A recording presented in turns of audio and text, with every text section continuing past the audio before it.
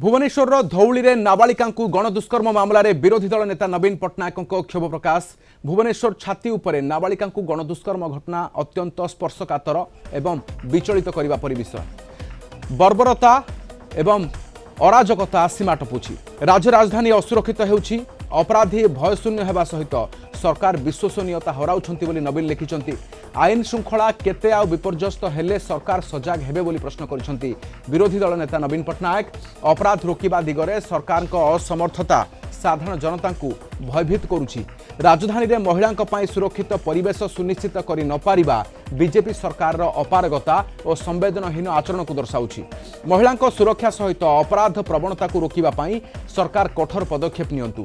घटना घटिबा परे नुहे पूर्वरु एहाकु रोकिबा दिगरे सरकार तत्पर हुंतु बोली नवीन लिखिछंती।